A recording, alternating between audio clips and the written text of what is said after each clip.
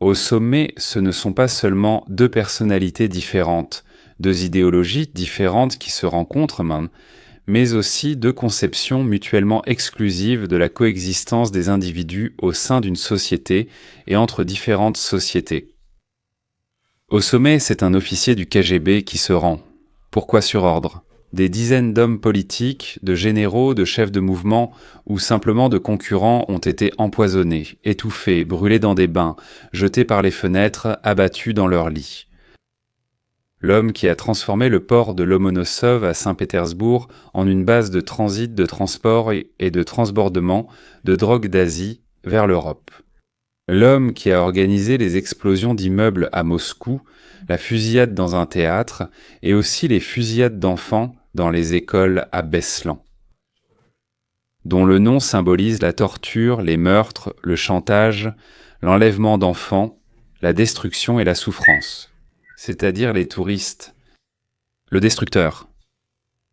Et un homme qui a consacré toute sa vie à créer et à construire, dont le nom figure sur des gratte-ciel partout dans le monde. Un homme qui n'a jamais été impliqué dans aucune bassesse, tromperie ou crime. Bâtisseur. Eh bien, commençons par... dans chacun. L'Arménie et l'Azerbaïdjan, bien sûr. Je pense que la signature du traité entre l'Arménie et l'Azerbaïdjan, ou plutôt le fait qu'il n'ait pas été signé à Ankara, pas à Moscou, mais à Washington, en réalité, cela a bouleversé notre situation. Les États-Unis, sur un autre continent, loin du lieu des événements, mettent fin à une guerre centenaire. Et en plus, ils amènent deux dirigeants dans le bureau ovale et tout le monde se serre la main. L'Amérique a encore une fois montré au monde deux choses importantes, deux principes essentiels d'aujourd'hui. Premièrement, un conflit peut être résolu sans recourir à la force des armes, disons, et B. Le centre du monde est à Washington. La deuxième chose est moins importante que la première. Donald Trump a appliqué une stratégie pour laquelle, en tant que disciple de Rav Hillel, j'applaudis debout. Aujourd'hui, j'ai reçu un message de l'un de mes auditeurs, un certain Vladimir Botcharov, et je voudrais vous le lire. Bonjour Léon, ces derniers temps, je vous écoute en permanence. Ce que fait Donald Trump m'est devenu complètement clair après le dernier règlement du conflit entre l'Arménie et l'Azerbaïdjan. Un conflit existe dans une région d'intérêt pour les États-Unis. Une proposition est faite pour le résoudre. Et commencer à commercer sur des conditions mutuellement avantageuses. Sinon, des tarifs élevés seront appliqués. Si tout va bien, des accords seront signés. L'essentiel, c'est qu'ils éliminent l'influence du Kremlin et de Pékin. Idéalement, mais la question reste de savoir comment cela se passera entre la Russie et l'Ukraine. Qu'il y ait de l'intérêt en Amérique pour les deux parties, c'est compréhensible. Très probablement, à mon avis, c'est de cela qu'il s'agit. Donald Trump fera tout pour conclure un accord et éliminer complètement l'influence de la Chine pour les deux parties. Mais la Chine, ce sera pour plus tard. Il s'en occupera à part. L'important est de l'éloigner de ces deux pays. Vous avez beaucoup de chance de vivre aujourd'hui dans ce pays avec un homme aussi grand, aussi exceptionnel. Et je l'avoue franchement, quand il a gagné le 5 novembre, j'ai tellement été heureux que j'ai bu pendant 2 jours sans m'arrêter. Ma femme a eu du mal à m'arrêter. C'était une telle joie, comme quand ma fille est née. Bonne chance à vous, merci Vladimir, merci. Il y a un conflit et il faut le régler. Comme on le faisait dans le passé, on attaquait. Eh bien, dans le meilleur des cas... Au mieux, on menaçait. D'attaquer. Et Donald Trump dit... Les gars, choisissez, s'il vous plaît. Voici une carotte, voici un caillou. Qu'est-ce que vous voulez ? Presque tout le monde veut une grosse carotte savoureuse. Presque tout le monde. Mais nous en reparlerons plus tard. Jusqu'où Trump est-il allé dans ses propos ? Des Arméniens et des Azerbaïdjanais qui, il n'y a pas si longtemps, s'entretuaient avec haine et enthousiasme. Les deux pays reconnaissent les frontières existantes. L'Arménie renonce complètement au Haut-Karabakh et l'Arménie loue aux États-Unis pour 99 ans le soi-disant corridor de Zangezur. C'est-à-dire, selon moi, qu'il s'agit d'une bande de 43 km partant de l'Azerbaïdjan et menant au Nakhitchevan. Et c'est l'Amérique qui crée cela? Non, pas exactement. Il est écrit à peu près Amérique et que cela se trouve chez le sous-traitant. Et Dariuslava crée une société qui va gérer ce corridor, construire une autoroute là-bas, poser des conduites de gaz et installer un câble à fibre optique. À Nakhitchevan, tout cela sera connecté à l'infrastructure turque, unifiant de facto l'énergie et, disons, les transports, les structures et tout ce qui s'y rapporte. La Turquie. Nakhitchevan, Azerbaïdjan. C'est une affaire énorme pour l'Azerbaïdjan, mais c'est peut-être encore plus important pour Mir, l'exclu, dont la seule protection était la Russie. Les Amiens deviennent partie intégrante d'une région en plein développement dynamique. Rédacteur S. Membre de l'OTAN d'ailleurs, la Turquie en tant que garante de la stabilité, les États-Unis ont assuré de facto une réconciliation entre les Arméniens et les Turcs, ce qui était considéré comme politiquement impossible. Et la Turquie va bien, les Amiens vont bien, le Nakhitchevan, eh bien c'est en quelque sorte une partie séparée de l'Azerbaïdjan. Mais quand même, c'est un morceau de terre séparé, bon, l'Azerbaïdjan va bien aussi. Alors, on se demande qui est-ce qui en souffre dans ce cas? C'est la Russie qui en souffre, et malheureusement la Géorgie, que la Russie a de facto asservie. La Géorgie perd maintenant la possibilité de devenir un point de transit, en quelque sorte, dans le Caucase. C'est-à-dire que c'est la fin de l'idée de Saakachvili concernant le commerce, disons, la renaissance commerciale de la Géorgie en tant que point de croisement de nombreuses routes. Autrement dit, il n'y a plus de sens maintenant à la construction du port de Moscovo qu'il avait lancé, ni aux autoroutes des usines d'assemblage. C'est un marécage maintenant, où le protégé de Poutine, Kemanitchvili, a mené la Géorgie par des pots de vin, par des tromperies massives, et quand il le fallait, par la force des forces spéciales russes. En Russie, c'est pareil. Ce n'est pas très bien non plus. C'est la rupture avec les pays voisins sans possibilité de retour, du moins dans un avenir proche, de leur retour dans la famille des nations sous la direction douce de la Russie. Pensez seulement à ce que Donald Trump a fait pour la planète en faveur du retour. Un peu plus de 6 mois. Le Cambodge et la Thaïlande se sont réconciliés. De plus, ils commercent l'un avec l'autre. Après toutes les insultes, les tirs, les bombardements et tout le reste, ils ont établi des échanges commerciaux. Pourquoi oncle Donald? Je voulais dire oncle Sam, mais j'ai compris que c'était oncle Donald. Israël et l'Iran ont donné des ordres. Il n'y a pas encore de paix là-bas, mais regardez comme ils tirent beaucoup moins là-bas.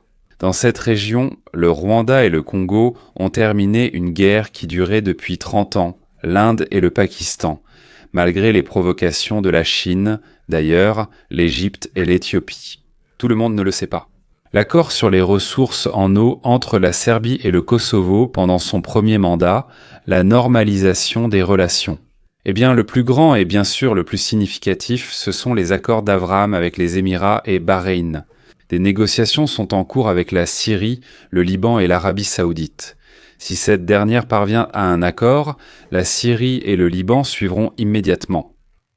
Et ces initiatives, la suite, se sont déroulées sous le slogan de négociation directe, sans la participation d'aucune organisation internationale qui, comme nous le savons, Xi et Trump le comprennent parfaitement, sont totalement corrompues et ne servent absolument plus les objectifs et les missions pour lesquels elles ont été créées. En fait, tout cela se fait sans recours à la force, sauf pour l'Iran. Rappelez-vous, là-bas, il y avait une question précise qui a été résolue avec la préparation, disons, de choses atomiques.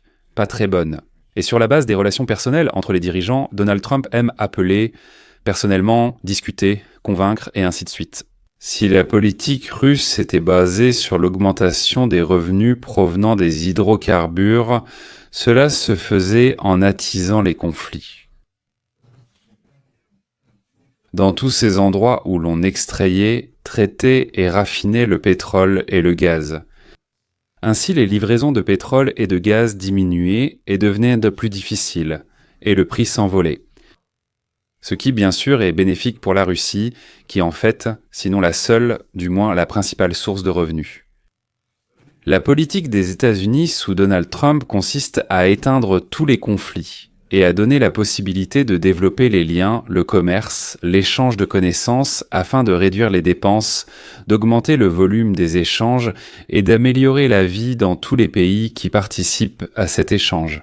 Eh bien, je parle de biens et d'idées. Comme la deuxième puissance mondiale, la Chine d'un côté veut que ses rivaux potentiels se battent entre eux, oui, mais d'un autre côté, elle veut que les guerres n'entravent pas le commerce. Ce qui l'inquiète, c'est la Chine. Naturellement, l'Empire du Milieu joue sur les deux tableaux en même temps.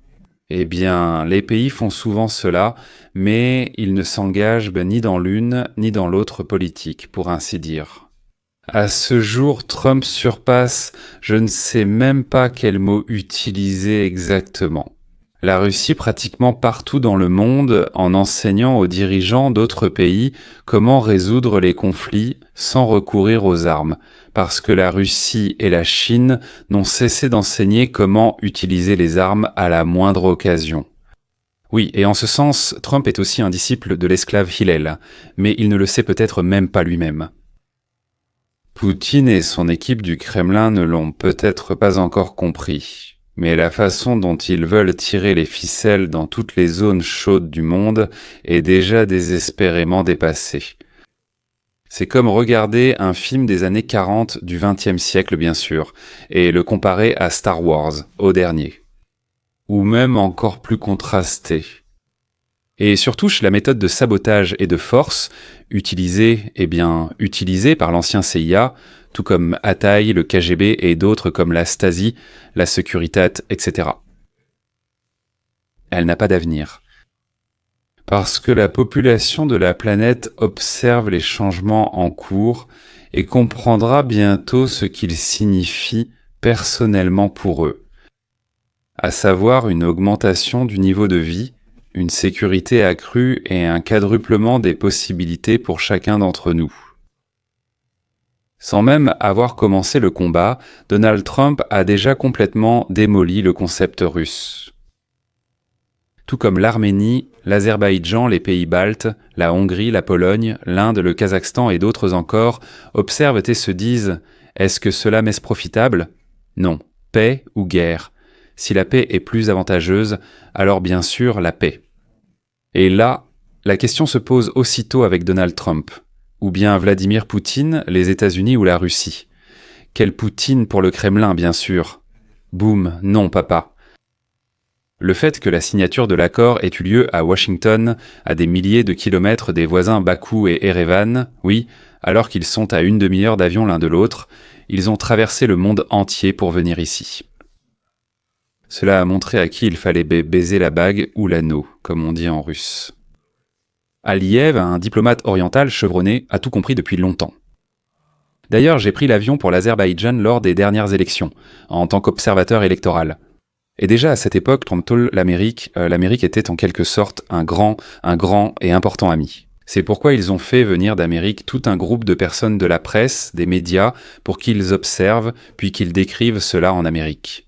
Alors, maintenant, il y a Allah, puis Donald Trump, l'Amérique, puis Recep Tayyip Erdogan, puis Ilham Aliyev, et ensuite tous les autres. Eh bien, Mahomet est là, entre Allah et Donald Trump, bien sûr, Mahomet. Pachinian, bien sûr, est professeur, donc ce n'est pas un voyou de rue. Et il faut généralement plus de temps aux professeurs pour comprendre. Il plus longtemps qu'aux personnes qui ont de la débrouillardise de rue. Eh bien, il a compris où se trouvent les portes du paradis.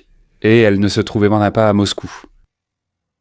Je félicite d'ailleurs les Arméniens du fait que, après des centaines d'années depuis leur arrivée dans le Caucase, leur intégration dans la région commence enfin. La Russie a toujours fait obstacle, gardant la population arménienne en laisse comme des chiens. Mais là, Poutine s'est engagé dans la guerre en Ukraine, il s'est enlisé et a perdu le contrôle. Le contrôle sur la région sera réduit, pour ainsi dire, et en général sur tout ce qui se trouve en dehors de la Russie et de l'Ukraine. Dans cette région, la puissance régionale est la Turquie, et les leaders mondiaux sont évidemment les États-Unis.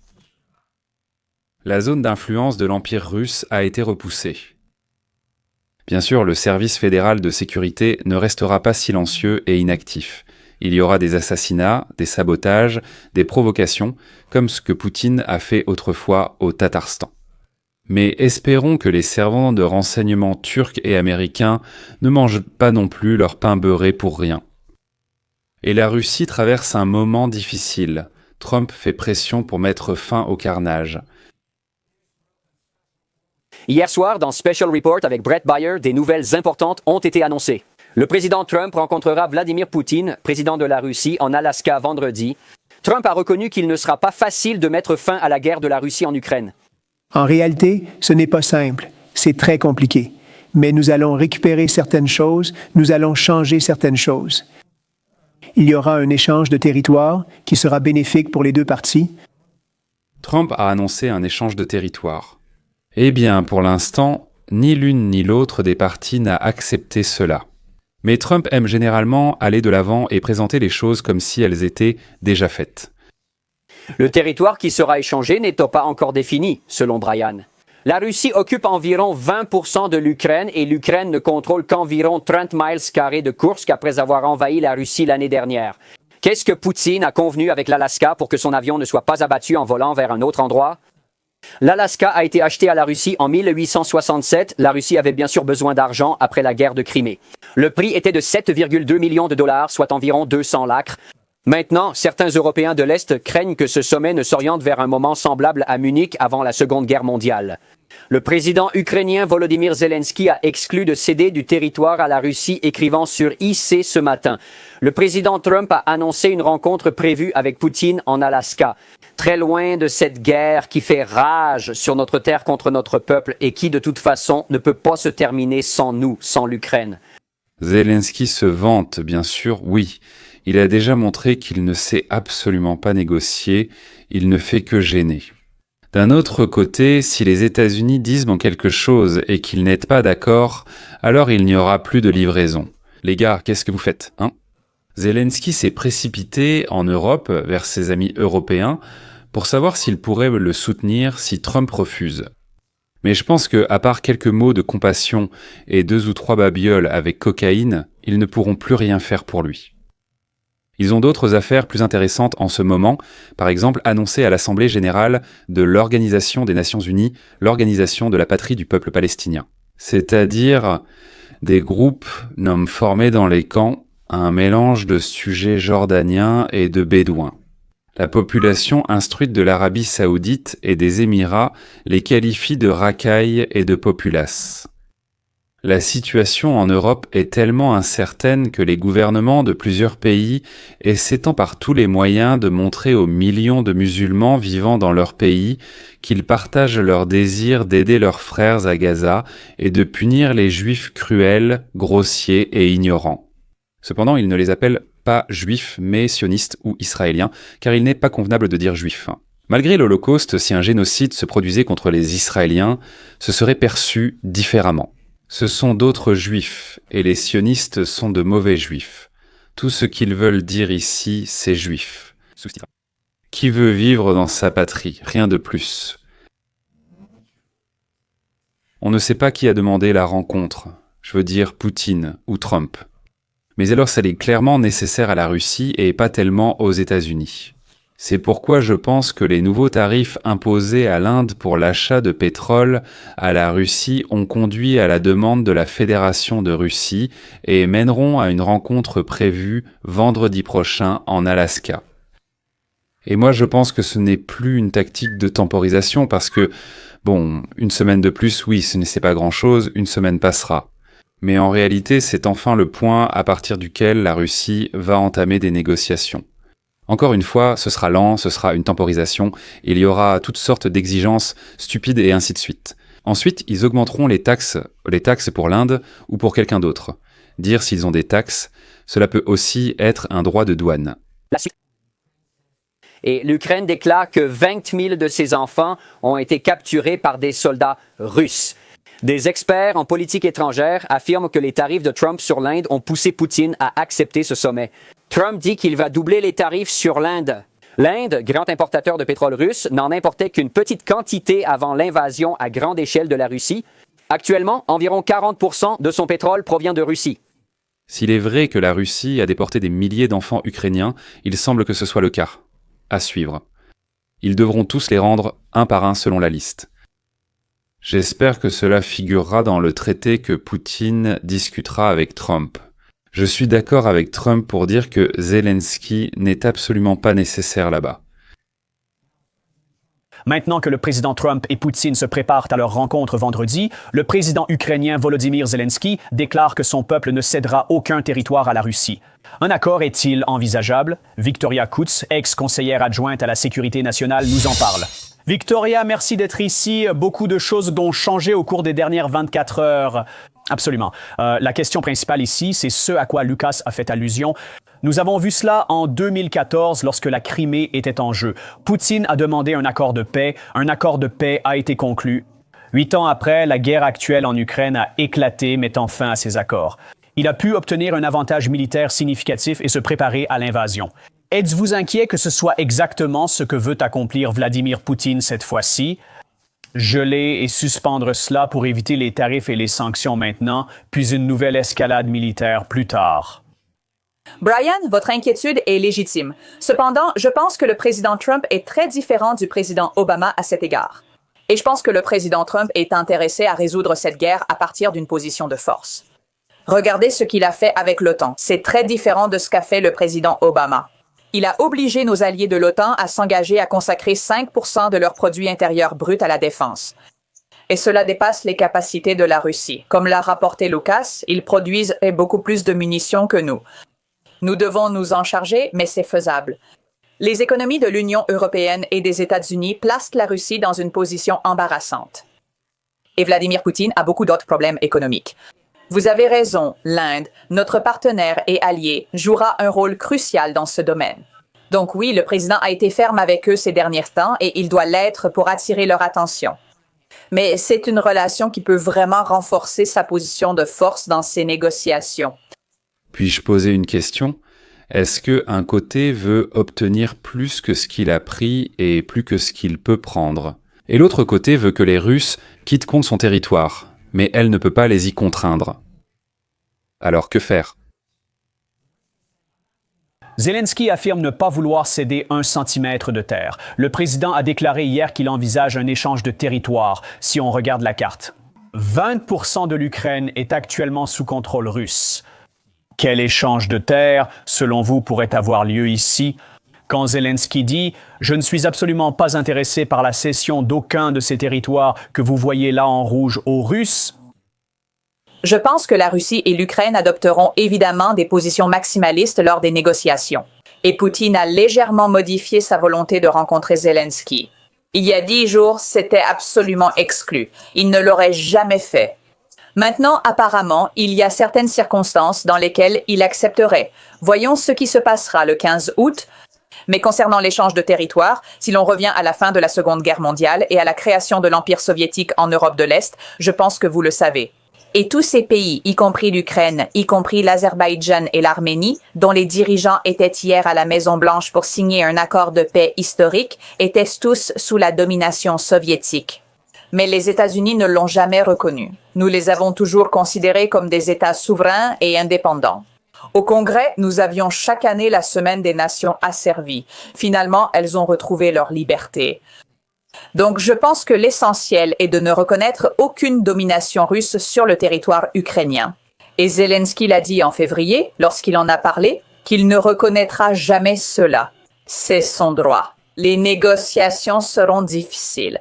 Comme le souligne le président Trump, un cessez-le-feu est primordial pour stopper les massacres et reconstruire l'Ukraine, même si cela ne satisfait pas tout le monde.